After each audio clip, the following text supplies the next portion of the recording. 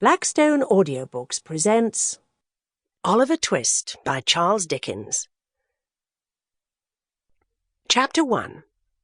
Treats of the place where Oliver Twist was born and of the circumstances attending his birth.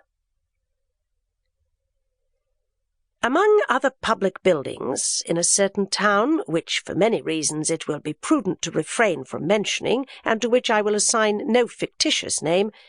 there is one anciently common to most towns, great or small, to wit, a workhouse. And in this workhouse was born, on a day and date which I need not trouble myself to repeat, inasmuch as it can be of no possible consequence to the reader, in this stage of the business at all events, the item of mortality whose name is prefixed to the head of this chapter.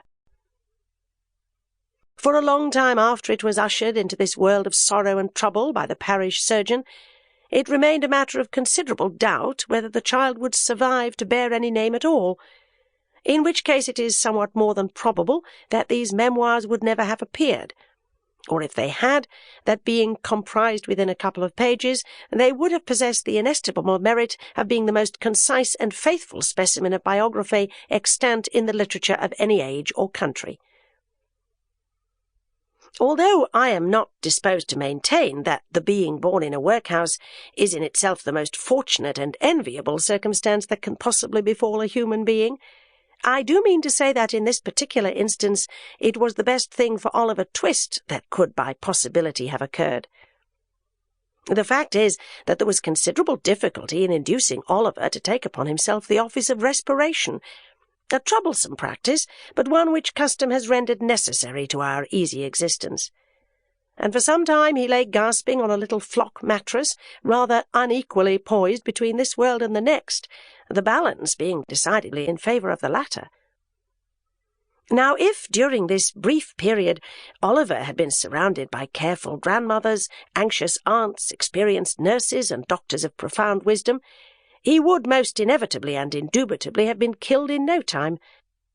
There being nobody by, however, but a pauper old woman, who was rendered rather misty by an unwonted allowance of beer, and a parish surgeon who did such matters by contract, Oliver and nature fought out the point between them. The result was that after a few struggles Oliver breathed, sneezed, and proceeded to advertise to the inmates of the workhouse the fact of a new burden having been imposed upon the parish, by setting up as loud a cry as could reasonably have been expected from a male infant who had not been possessed of that very useful appendage of voice for a much longer space of time than 3 minutes and a quarter. Sample complete. Ready to continue?